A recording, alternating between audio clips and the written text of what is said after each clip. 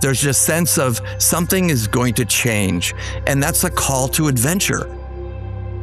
I get pitched authors of self-help books all the time. And they're wonderful, but that's not what my podcast is about. My podcast is about human journeys and overcoming circumstances and insights and lessons learned and how worlds can change when somebody changes their world. And this came across my desk, The Epic of You, Reframe Your Past and Navigate Your Future. And I was going to dismiss it immediately, not because it isn't a beautiful statement, but because there's so many podcasts that cover that.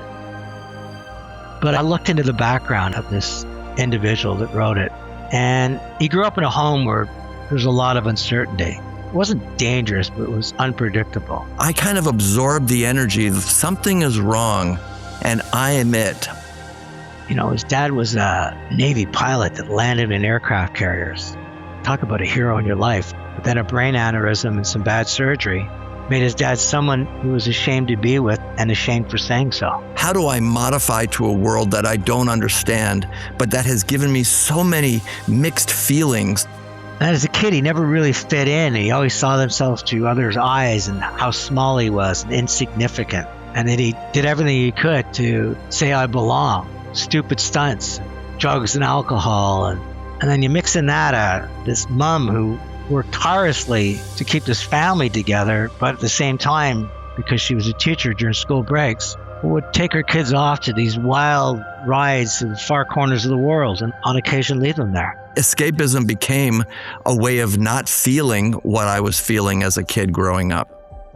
And with this mixed up background, man, it'd be easy for him to have just stayed with the drugs and attention gathering stunts. But one day he realized that he was different and it was okay to be different. His name's Peter H. Bailey. Am I truly happy in what I'm doing here? Is my life of service to my fellow human beings or not? He spent a long time not realizing that his life was a journey. Like many, mistook escape for courage and motion for meaning, and realized that it's not about even hard work. It's about purpose and pursuit. In Turkey, in Iran, in Afghanistan, in Nepal, learning languages, bargaining in the marketplaces, my inner Mowgli, the Jungle Book me came alive. And he wrote this book called The Epic of You. And he draws a parallel to the author Joseph Campbell, who wrote this wonderful paper called A Hero's Journey. And he'll describe what the hero's journey is inside the podcast. But as he does, and as you listen, recognize that you are on a variety of journeys in life. Sometimes you're looking for safety and security, love and belonging, purpose, self-actualization. Sometimes you're there to offer a shoulder, try to guide your kids, to change things around you. Or other times, there might be people listening that have just succumbed to the negativity and the growing sense of impossibility in this world. The parent who's driving 45 minutes or an hour to the job that doesn't fulfill them so they can put food on the table. That's heroic. I hope you listen to what Peter Bailey has to say and what he has to offer.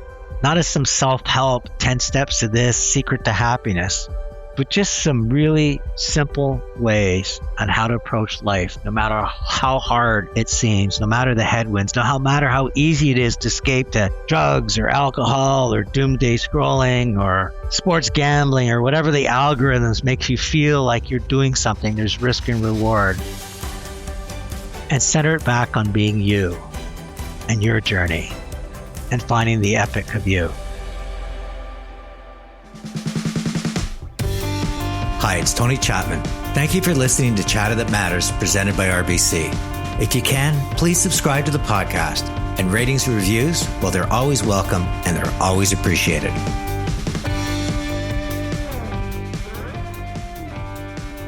Peter, welcome. I'm so happy you found the time to join me on Chatter That Matters. Tony, great to be here with you. Thanks so much. And I appreciate all the good podcasts you've been doing. You've done an amazing, amazing gift to the world for all the people you bring to us. Before we get into sort of all the things that you've done, I think it's important to the listener that you paint a picture of Peter, the young boy, who in many ways I was describing in my opening monologue. Many people have had worse tragedies than I have, but I woke up sort of born into a family of of challenge. My dad was a Navy pilot off of aircraft carriers and a really good guy in the community, and he got a brain hemorrhage. And, in the late 50s, that was pretty disruptive. They didn't know how to fix it. So in the surgery, he was more disabled afterwards. So now you have a single mom with a disabled husband in the, early 60s, trying to make a go of it, working a couple of jobs as a nurse and taking care of the home life. And I was, again, much like the puppies in the room feel the energy, I kind of absorbed the energy of something is wrong. And whatever it is in my makeup, I took it on as, and I am it, I caused it, or somehow I have to fix it. And, you talk about in your book being the smallest kid in your class and always seeing yourself from other people's eyes. I think about today where we chase this sort of social media validation. You lived that in real life. I mean, you really felt you weren't equal to the people in your class. I had the disease of comparison, which meant that at every point in my day, I would look at something and say, am I bigger than, less than, smaller than?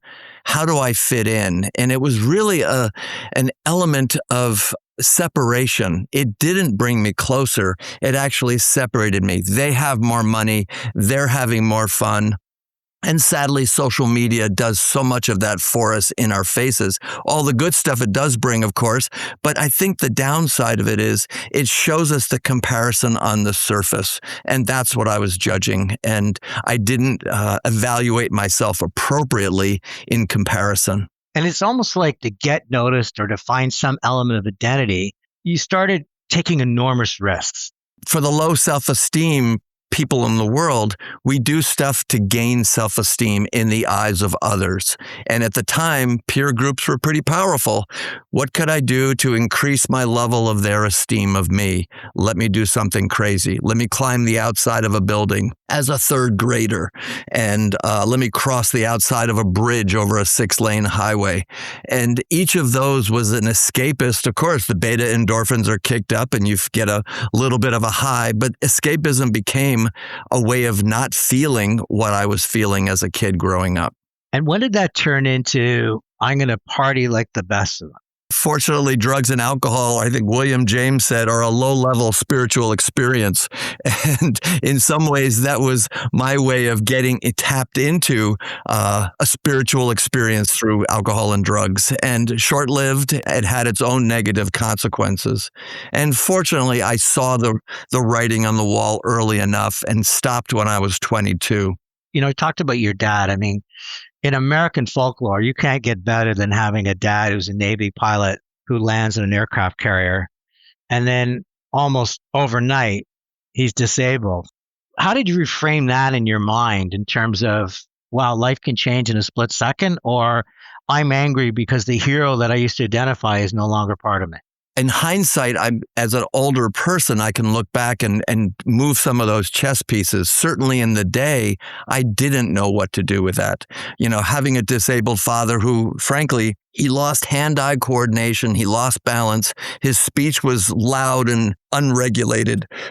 And I was embarrassed. I was ashamed. We'd go to a restaurant for his birthday or for Christmas or Easter or those holidays, and I would dread the holidays. But what I felt most was I was ashamed, and I was ashamed for being ashamed. Those are the elements that I think began to feed into the low self-esteem, and then what's wrong in this picture that I didn't sort out until many years later, but began that trajectory of how do I modify to a world that I don't understand, but that has given me so many mixed feelings of what it means to be a family member. You were ashamed at times of your dad and ashamed of being ashamed. And yet, when I read about your mom, the summers, taking the kids on this wild adventure, was it also her way to escape the realities of the world? I mean, did you ever look at it from her point of view? Because there's certainly a reward in opening my children's eyes to this world, but the places that you went and the things that you encountered many mothers would say that's not worth the risk. Well, one of the sort of hidden heroes in our lives, my dad was certainly a hero for what he went through, but my mother was a hero. And so her wanderlust took us around the world and really planted the seed of let's get you out of this culture and into something else. So our overland trip from Germany to Nepal with a busload of wild people was her idea. And it was the beginning of me as a 16-year-old seeing myself outside my culture of birth in Turkey, in Iran, in Afghanistan, in Nepal, learning languages, bargaining in the marketplaces. And actually, I talk about it in the book as my inner Mowgli, the Jungle Book me came alive. And I think that's one of the things I want to highlight for people too, is where are those moments of bliss that Joseph Campbell talks about, where you are not comparing yourself to others, where you are not judging yourself harshly, but you are living more freely. So while I wasn't a tumbleweed, I was getting these glimpses of I am fully alive in these developing worlds, juggling oranges in a marketplace in the covered bazaar in Istanbul and making children laugh. And I began to get a sense I was different. And so you need to live differently. We are all different, and stop trying to compare to other people. You draw a parallel to the hero's journey, Campbell's hero's journey, and not only for your own life, but many of our lives. Why don't you reframe it for the listener? What is the hero's journey? And then we'll put it in context with your life and then the lessons you're offering all of us in terms of how we look at the journey we're all on. If you think about it as a circle, and interestingly enough, it goes counterclockwise. It really starts with you in any point of life where you just sort of begin. And whether it's going to college or moving to New York or Toronto or LA, there's just sense of something is going to change. And that's a call to adventure, new job or marry this person. And then as you are about to embark on that, there's a line that's right across the middle of that circle, which Joseph Campbell calls the guardians of the gate. And those often push us back to make sure, Tony, that you and I are fully intentional about our choice. We're not just dilettantes. We're not winging it. Are you up for this challenge? It's going to get hard. Are you ready to do this? So some people pull back from those guardians and, yep, you're right. I'm not ready to make that decision. But when you do, when you cross that threshold, you now step into that lower part of that left-hand side of that circle. That's the road of challenges where you've lost your luggage, you're sick on the plane, the job you thought was a dream job is a disaster. The relationship, the person you married, you realize, oh, they're not who I thought I was. And that's where the hard journeying takes place. And yet, if we stay with that, the bottom of that circle is the accomplishment. That's where we've climbed the mountain. We've done the overseas assignment and come back. And it's that point where the beginning of coming home in that last part of the circle is the return. And yet, how do we return in a way that brings back the new me, the new Tony, the new Peter? How do we come back from that experience as changed people? Because as I said, in the world of comparison, nobody wants us to change. They want us to be the same we were. We bump into the guardians of the gate again, who push us back and say, hey, did you learn something from that trip? And if so, what is it that's going to make your return different?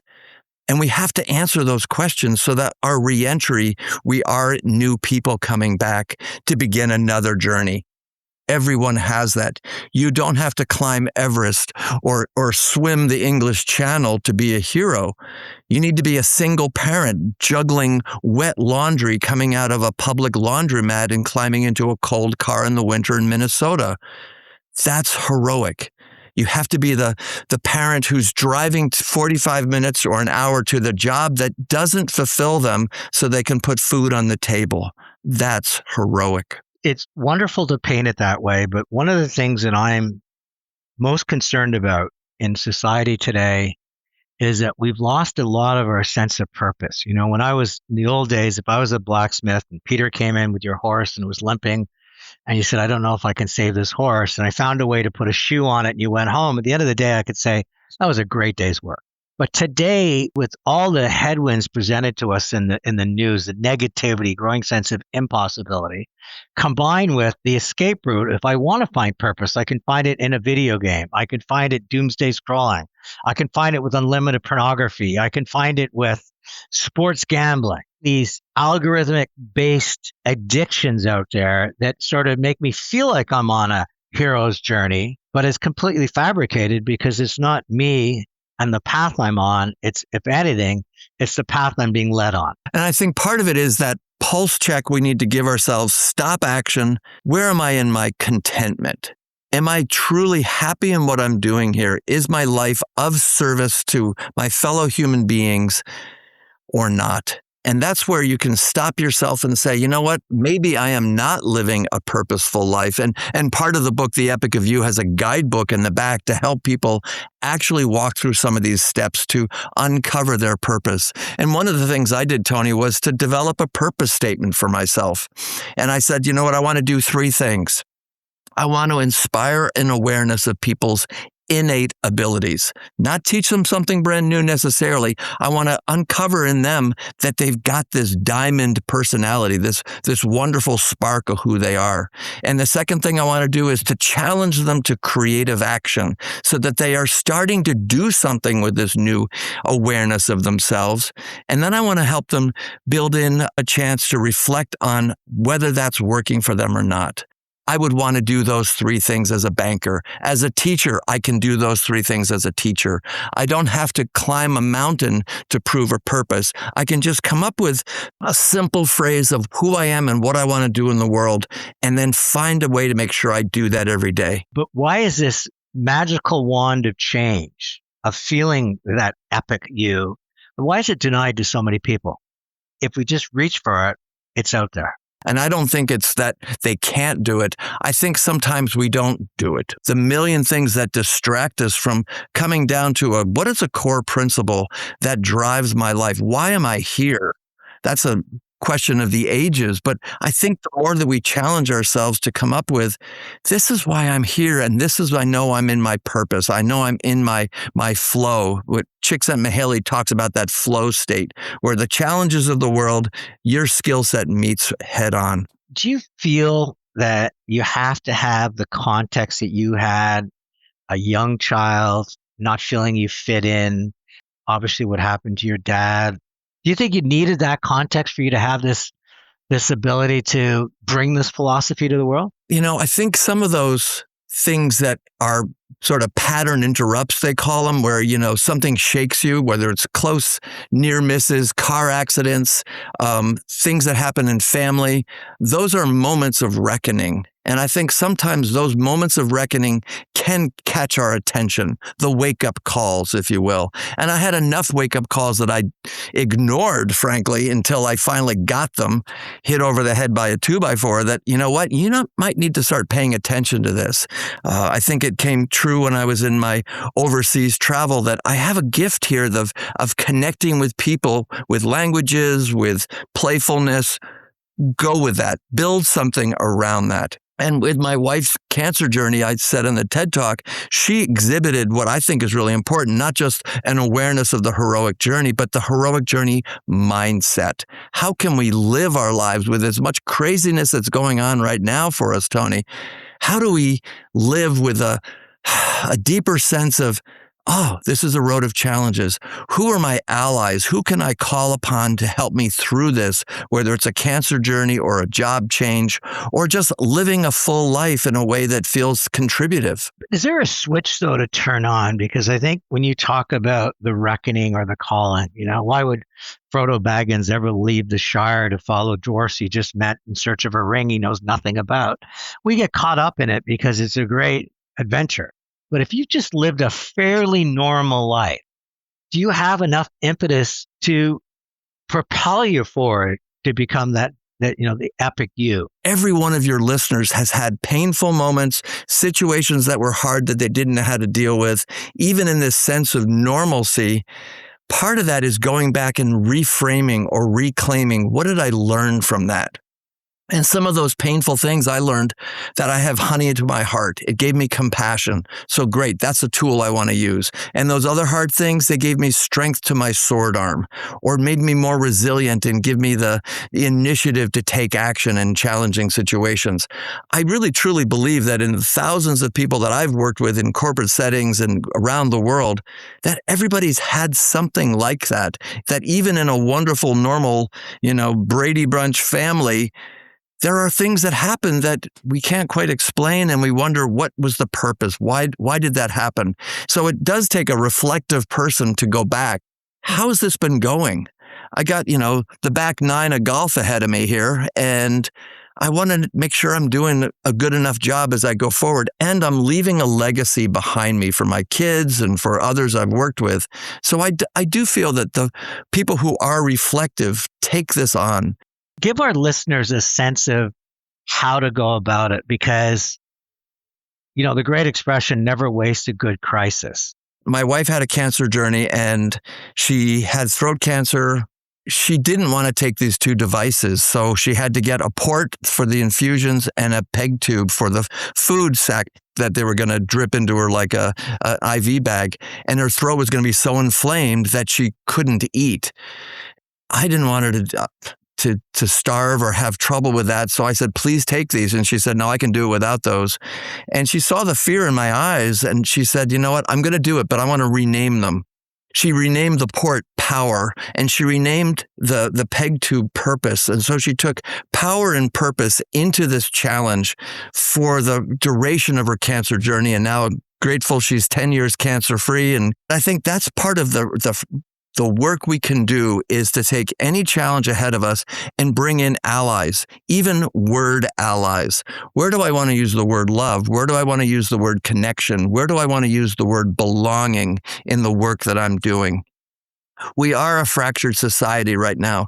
Part of the challenge is, how do we see ourselves fitting in a healing way or a supportive way to what's going on? And I think if we can begin to say, here's what I can do, as small as it may be. It's like that starfish story where, what difference does it make? There's 1,000 starfish on the beach, and this kid's throwing the starfish back, and the kid says to the observer, well, it makes a difference to this one. We come back. I push pretty hard at Peter Bailey, and he pushes back.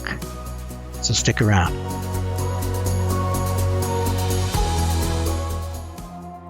Life happens. When you think about it, those two words are really the story of all of our lives. And they're also why RBC insurance matters. Happiness, joy, sadness, surprise. The moment an ultrasound reveals the heartbeat, and suddenly your time horizon extends beyond your life to the child you're bringing in the world. Buying a home, starting a business, changing careers, finding the inner strength that comes from providing for others, even taking care of a parent who once took care of you. Life happens to the moments we dream about, but life also happens when the road suddenly veers down a path you did not ask for and would never choose. When change arrives without warning, yet the people who count on you still need you. And that is why insurance matters, because life is unpredictable. Critical illness, disability, and life insurance, they're there when you need them most. When certainty becomes uncertainty, when security becomes insecurity. No matter how life happens, RBC Insurance is there to help you prepare, protect, and face what comes next with greater confidence. Because insurance matters to you, to me, and to RBC.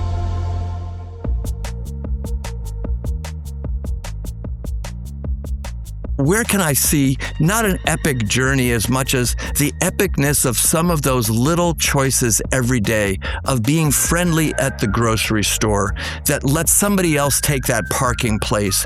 It's those simple kindnesses that can be epic in times of challenge that I think this book calls us to review. My guest today is Peter H. Bailey. I think he's an old soul, which means to me he's been here before. He's found profound wisdom through his own journey, one that is as far removed from a skip through the park as you can imagine, but one that's given him important context and a passion to offer insights into how you find your own journey. passion for this is unbelievable. And the only reason I'm playing devil's advocate, because it's important people listening. It's becoming very easy to be a victim nowadays, to be herded into a like-minded castle with like-minded people. I mean, we can't control outcomes and tragedy and trauma, but we can make some very important choices. My concern is we're making it really easy for people not to have to do that anymore. We're even now conditioning them for universal income where they won't have to work.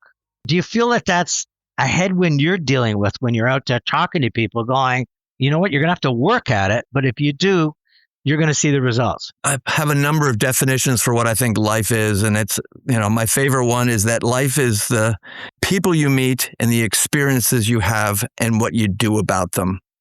And then in that overarching assessment is, how do you feel about that? And is that going well? And if it's going well, then continue on. Good job. If it's not, that's when we can take a pause, do a pit stop, if you will, and say, how do I fix this bicycle? And then get back on it to ride the rest of the way. And I think in the distraction of all the things that you've said, it's too easy for us to go numb. Gets the numbness that actually I think some of the negative entities are counting on. They want us to go numb. I mentioned in the book this idea of I love greeting the sunrise. Yes, it's expected every day there will be a sunrise, but I wake up every morning and I try to catch with a cup of coffee the sun cracking over the horizon. That first shot of sunlight really is to you, Tony, or to you, Peter, or to you, listener, that what are you going to do today?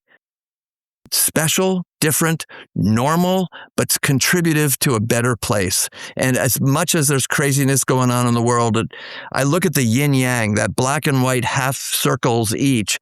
There's never one side bigger than the other. It's always even. So how do we go for balance? If there's something you're doing that's not serving your highest good, stop doing it. It's not rocket science. And it's our choice to say, do I want to continue down that path or do I want to elevate up? You talked about being on the back nine, 66 years. You've got more passion than most 20-year-olds. Your childhood, what happened to your dad, your mother, your wife's cancer scare, all of these things that are in your knapsack. You're now an author. You're a very successful speaker. What does the next 5 or 10 years look like for you to be the epic of you? While I don't have a complete vision of, I want to be a giant global speaker, I do want to contribute by passing this book out to as many people as I can in hopes it makes a difference. I talk about it being a bottle with a message thrown out to sea. I really, truly hope that people like me read this and say, you're right, I can do this. 3 thumps on my chest and I can change some behaviors and I can stop doing what I don't want to do anymore and start doing what I'm afraid to do and take it on. So I expect that I'm at the next sort of crest of the wave where I'm going to be riding this for a bit. And as challenges come my way, we'll practice this as we go forward. We have to live the heroic journey as a practice. It's not a once and done thing. In fact, we have multiple heroic journeys going on at the same time. We get better and better at doing them, but we have to keep practicing. And if we forget, we'll get up again and try again the next day. I'd love to find a way to bottle you and give it to a lot of young people that I think are checking out in their 20s. They're delaying getting married. They don't think they're going to buy a house. They're not having kids. Their journey begins and ends at the sunrise to the sunset. So much of the book is really in my early ages trying to make sense of things. I think, and this is a sad statistic, my wife works at the university here, and the second form of death on college campuses nationwide is suicide. So that young people today are really struggling with identity and purpose and sense of how do I fit into this crazy world? So my hope is that folks who are younger see this sooner and get it before they're 66. They get it early on to say, you know what, every one of those nicks on my diamond has given me a new facet from which I can shine more brightly. I always end my podcast with 3 takeaways. I'm going to do 3 takeaways, and then if I can be so bold, what I see for you. First takeaway that I love is I am different, so I should live differently. Powerful. We try to all be round pegs in round holes, but the reality is most of us are square pegs. And the fact that you're so honest in saying that says to people, I don't have to fit in to fit in. I love that. Second thing is greet the sunrise. I happen to be living in a place where I see the sunset every night, but I love the idea of greeting the sunrise and what will it bring to me. Personalize the sunrise, that first ray is a gift to you. And I think that metaphor is everything around me that I observe, I can personalize as a gift for me. And this concept of using words and parallels, and even Joseph Campbell's The Hero's Journey, to make sense of things, I think is your superpower. Because if you just came out, you just become out as a very happy guy, in spite of all the shit that happened to you. But you're coming out with a very insightful person because you found a way to draw a parallel to somebody that did a phenomenal university paper on it. But what I see from you, interesting enough, and I'll begin by saying, do you think you've been on this planet before? I do think that I've had some experiences. A quick example is I ride horses, and I have more experiences riding a horse than I have in my time of training how to ride a horse. So I must have been, I like to think I was one of the musketeers. When you bring on a metaphor like my sword, my wife's power, it's like you've lived it, which really makes you different than many people that profess to be self-help experts. You're an Aristotle underneath the tree. You're sharing wisdom. What I see for you, as bold and as arrogant as that is I think you're going to have a greater connection to our youth. I think you were put on here. Your bridge, your journey to overcome is you're an old guy. What have you got to offer me? I think your ability to relate to youth, every one of them going through their own set of circumstances, some that are real, some fabricated to keep you hooked onto social media. I think that's going to be your gift. Say to them, don't waste your shot at many journeys. Well, thanks. I got goosebumps from you saying that, so it must be true. I appreciate that. Once again, a special thanks to RBC for supporting Chatter That Matters. It's Tony Chapman. Thanks for listening, and let's chat soon.